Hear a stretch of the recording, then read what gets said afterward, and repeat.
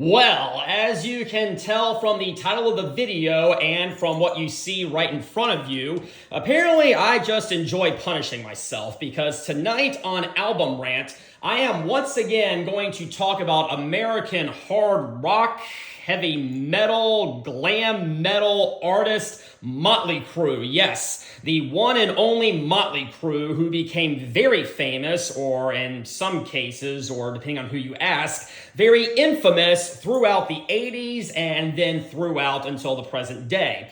And the last time I was talking about these guys, I was talking about their third studio release entitled Theater of Pain. I thought I would just keep going in the forward direction and talk about their fourth studio release entitled Girls, Girls, Girls. And that is, again, what you can see right there in front of you. I am guessing this is an original press. When I ordered it and it came to me, it was very worn. I didn't see any dates on there past 1987, so I guess this is an original press, but if I'm wrong, please, politely as you can, correct me in the comments section. But as you know, they originated in the early 80s, I believe, and they put out their very first album in the year 1981 entitled Too Fast for Love. And I really loved Too Fast for Love. It was a very hard rockin' album. I would call it a metal album. And it had some of my very favorite songs on there, such as Live Wire, and Come On and Dance, and Public Enemy Number 1, and Piece of Your Action, and Take Me to the Top, and the title track, which I really love. It's a very catchy song. And what else do we have? We also have On With the Show. And I thought it was a very raunchy, in-your-face kind of album, and I thought it was an absolute beast of a classic. But that did not stop them from following it up in the year 1983, and they released an album that I have reviewed before on Album Rant entitled Shout at the Devil, and this just cranked things up to 11. This thing was even heavier. This thing was even darker. And it is, again, one of my all-time favorite albums ever. The title track was amazing. The title track is doom metal at its finest. There was Looks That Kill, Bastard, a very good cover of Helter Skelter, Red Hot, Too Young to Fall in Love, Knock 'em Dead Kid, what else? Danger. 10 Seconds to Love. Some of my all-time favorite songs were on that, and it was just absolutely incredible. But then in the year 1985, and while I'm on the subject, 1985 seemed to be the year that a lot of artists really started to fall apart. It just seems like everyone was riding the MTV bandwagon, and everyone was just trying to produce very radio-friendly, soft synthesizer overload material so that it could come on the radio and get hit music videos, which I've never really cared for. And well, Motley Crue seems to be an artist that kind of got suckered into that little black hole, I guess, because Theater of Pain was considered to be a huge departure from what had come before it. Now, I do not fully believe it 100% embraced glam metal on Theater of Pain. I really don't, but you cannot deny they were heading down that direction. But still, there were some really great tracks on there. I loved City Boy Blues. I thought they did a great cover of Smoking in the Boys' Room. There was Louder Than Hell. There was Tonight We Need a Lover, or We Need a Lover Tonight. We have Keep Your Eye on the Money. There was Use It or Lose It, Save Our Souls, Fight, Fight for Your Rights, which I also love. The only real misstep that I could really, in my opinion, was really on Theater of Pain was, ironically, their big hit from it, Home Sweet Home. It was a piano ballad, and piano ballads can work, everybody, but I don't think Motley Crue pulled it off very well, and I just never really seemed to care for it. But again, it was a very big hit, and it got them a lot of attention.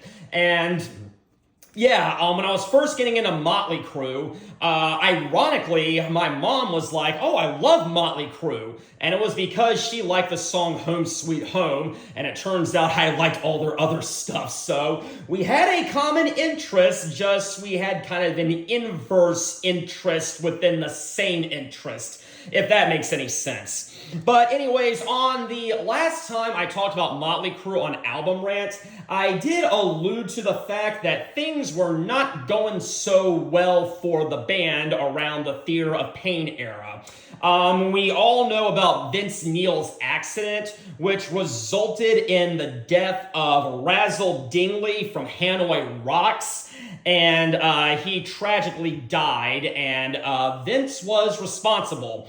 And he did not really serve a whole lot of jail time. And as I said before, I feel like if I did that, I would be in jail a whole lot longer than he was. And also, Nikki Sixx, their bassist, was battling a heroin addiction. And on the tour for Theater of Pain, he actually had a near-fatal heroin overdose. Well, the truth is, to truly get the high that you're going for from heroin, you have to take a near-lethal dosage, well above the LD50 level. And his drug dealer actually dropped his unconscious body in a dumpster. That is what I have read, and it sounds very bizarre, but with Motley Crue, anything is possible. So, what did Nikki Sixx do about it? Well, obviously, he wrote a song about it, and that brings me to the subject of what I am going to talk about tonight. Their fourth studio album, their first one in 2 years, released in 1987, entitled Girls, Girls, Girls. And they kind of changed their look on this one. They kind of adopted more of a biker look, which, is fine, I guess. But let's see what's on the inside. So naturally right here we have some credits, and does this go in order? It seems to go in order, so yes it does. Over here on the back, we have the boys right there at a strip club, because where else would they be? And it says, a special thanks to the girls, girls, girls around the world for all the inspiration, and as always, the true Crue fans. So yes, they just want to thank all girls out there because, where would they be without them? So let's go ahead and insert this back in. I had a little trouble last time, so yeah, there we go. All right, so now we come to the back, and again, they are still adopting the biker look. Now, guys, I have seen these guys, I think, 3 times in concert. I want to say 3. It's either 3 or 4. And I think pretty much every single time they had strippers on stage. Of course, they weren't actually stripping because, content issues, but they, for all intents and purposes, were intended to be strippers. But this is a major recurring theme that is spread all throughout the album, so let's go ahead and start right here. Now, there was a change in sound on this album, and as I said before, I wasn't fully of the opinion that Theater of Pain fully embraced glam. Regardless, I'm not even fully sure if I would call this a glam album, but compared to Theater of Pain and Shout at the Devil and Too Fast for Love, this was definitely another very definite step towards the glam route. If we're putting hard rock and glam on a spectrum, this is definitely closer to the glam side of the spectrum, so take that for what you will. If you disagree with me, I fully understand. But it starts out with the song Wild Side, which is one of their all-time biggest hits. And I know there's probably some people out there who don't really like this song. I actually do really like it. Yeah, it's, it comes on the radio a lot. It's played at sporting events a lot. One might say it's overplayed in some contexts, but I just can't help but love it. And when I saw these guys for the very first time, Wild Side was the song they kicked it off with, and I think they played this first every single time I saw them, I want to say. And just for the life of me, when the song first started, I just could not remember the lyrics. And I finally realized at that moment I never really knew the lyrics. But it's kneel down, you sinners, to streetwise religion. Greasby crowned the new king. Hollywood dream teams, yesterday's trash queens. Save the blessings for the final ring. Amen! And then, yes, the chorus, while again it's not that complex or anything, it is certainly iconic. I mean, it just goes, take a ride on the wild side, and yeah, I mean, it's a very good sing-along and everything, but I gotta say, guys, the bridge is really what makes this song. The bridge is really the part that I really love a lot about it, because it really kind of slows down a bit, and it's got kind of a thumping, thunderous rhythm to it, but it's awesome. You know, fallen angels, so fast to kill, thy kingdom come on the wild side. Our Father, who art in heaven, be thy name on the wild side. And I just love that entire segment. And he does it again at the end, and it's just as awesome. And then it kind of fades out a little bit, but again, this song is very raunchy, it's very sleazy, and it's kind of slow and kind of dark, as I said, but I just really love it. Yeah, some may say it's kind of gearing towards the whole pop metal thing, and I understand that, but I just can't help but love it. So now we come to the song Girls, Girls, Girls, which is the second track off this album, and obviously the title track. Starts off with a motorcycle, and then it just gets kicking into high gear. This one is a lot more upbeat, it's a lot more fast than Wild Side, but still, it's incredibly catchy, okay? And, it's, like I said, it's kind of it's a very silly song, I'll say that. And it's, like I said, obviously about strippers, but I still think it's very catchy and I love it. You know, the chorus, you know, it's like, girls, girls, girls, at the dollhouse in Fort Lauderdale. Girls, girls, girls. And so, as you can probably guess, they make reference to many of these strip clubs throughout the nation, such as the Tropicana, the Body Shop, Seventh Veil, Marble Arch, the Dollhouse in Fort Lauderdale, which I just talked about, and then Crazy Horse. And yeah, like, it's very upbeat. It's not a dark song by any stretch of the imagination, but, you know, I like it. Then we come to Dancing on Glass, and this is the song that I alluded to earlier that Nikki Sixx wrote about that was in reference to his heroin overdose. And this one's a little bit slower, but it's also very punchy and very in your face.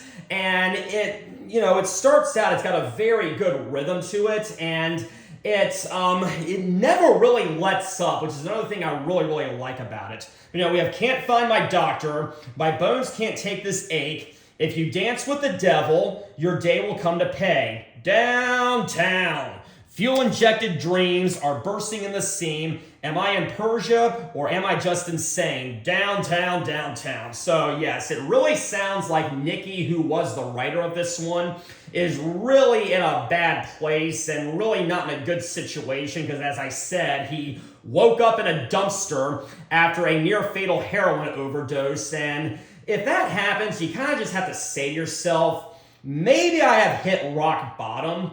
Obviously, he didn't because he kept going down the path he was, and for what it's worth, he kept writing great music, so I'll give him that.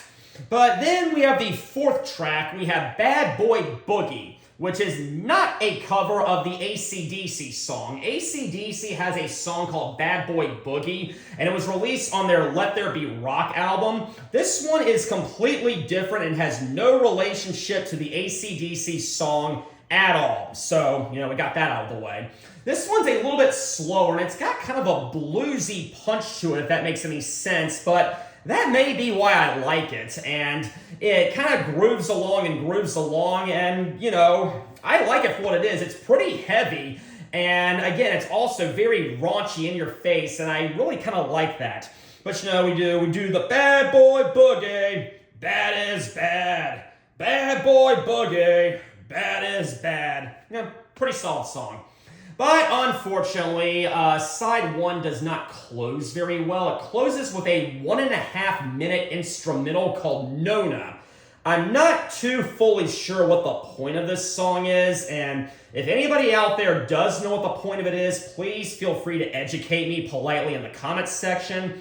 But I just don't like it. There's not much vocalization either. It's just him going, no, no. I probably did that wrong, but it's really nothing really to write home about. But wrapping up side one, I would say it is pretty strong, but Wild Side is my favorite, and I think I am going to defend that position. So if you hate the song, tell me why you hate it. That's all I can say. But for now, I am going to move over to side number 2. And this one starts off with 5 Years Dead. And this one comes out swinging right out of the gate. I think I did that wrong, but it comes out very strong. Again, it's very aggressive, very in your face. I don't think it is quite their best written song, if that means anything. But you know, the chorus is like, 5 years dead. 5 years dead, and it is pretty catchy, I'll give it that, but not quite my favorite.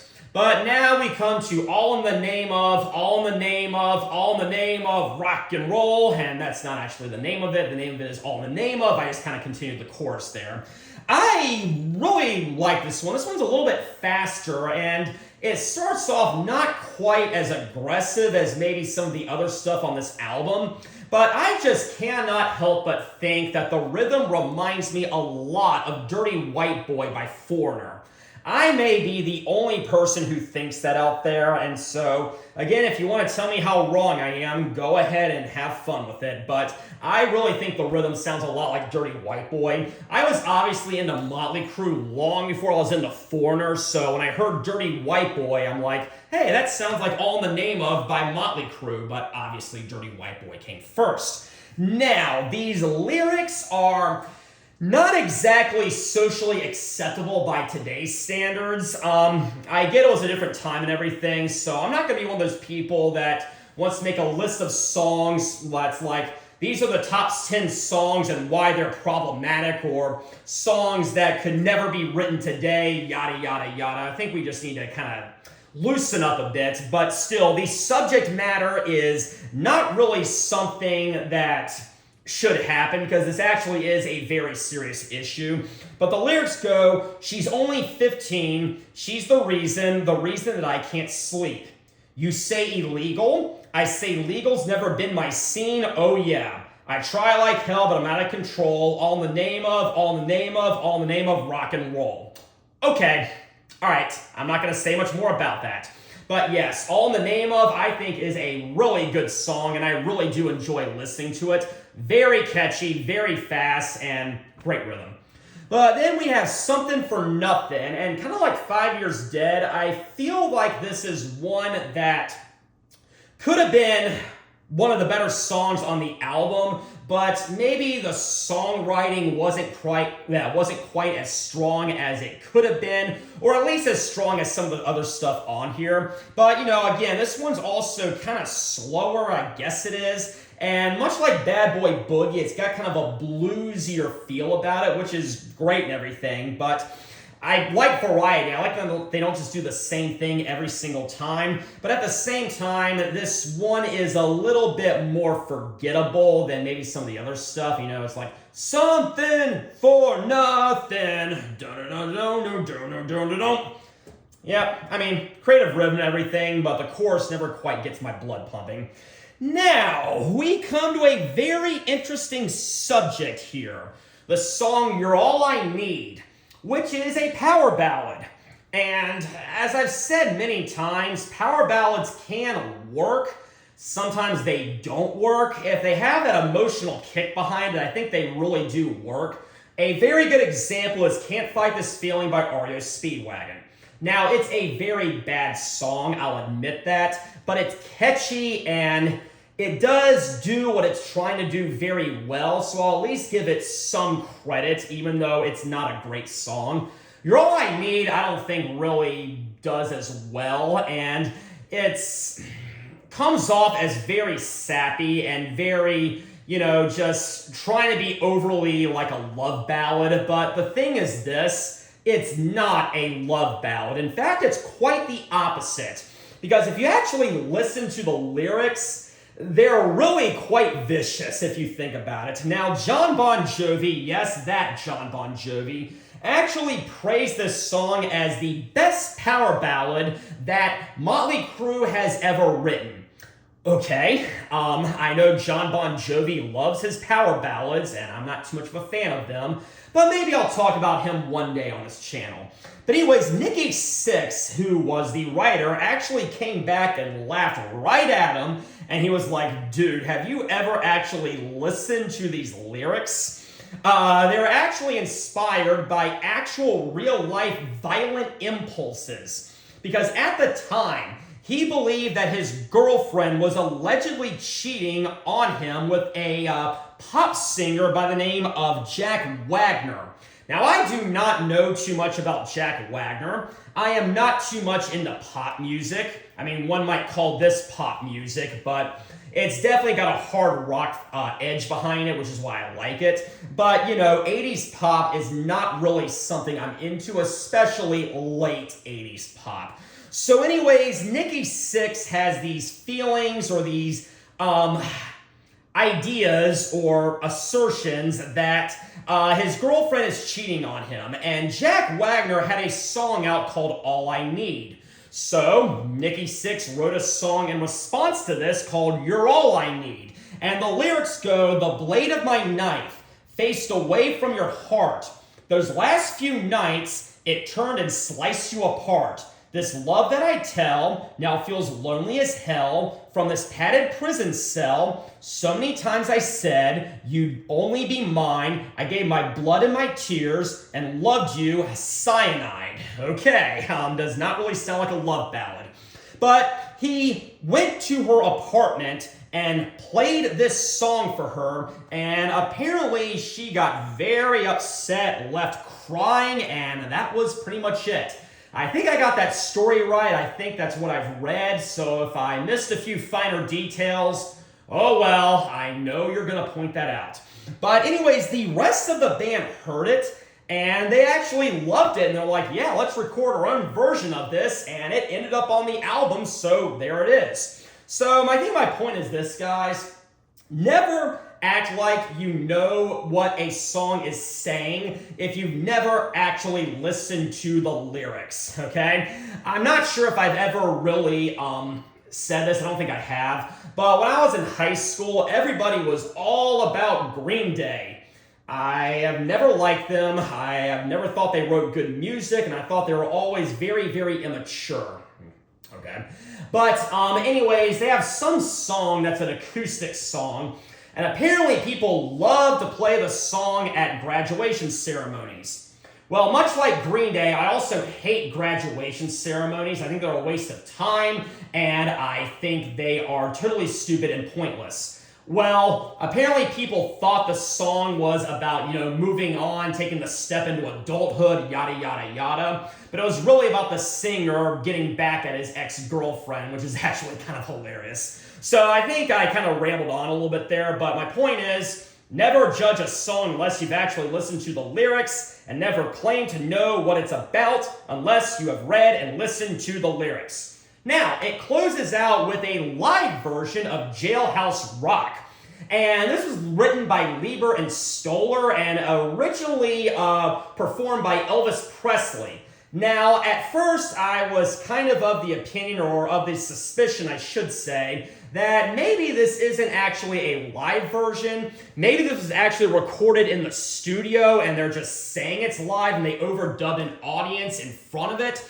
Well, I can say this, guys. Around the year 1986, they were covering this song in concert, so it may actually be live, and if it's not, I am sure you will let me know. But it is a decent cover. I've never been too much of a fan of Elvis. I've never been too much of a fan of 50s or 60s rock and roll. It was always just a little too soft for me and never really quite had much of a punch behind it. But I do understand that it was very influential to a lot of the artists that I know and love. And so they do the song justice, and I actually do kind of like this cover. I mean, we all know how the chorus goes. Everybody in the wholesale block is dancing to the jailhouse rock. Don't, don't. And yeah, wore through a party in the county jail. We all saw Full House. So yeah, I mean, it's a decent cover, and this would actually be the third album in a row that they did that had a cover on it. Shout the Devil had Helter Skelter.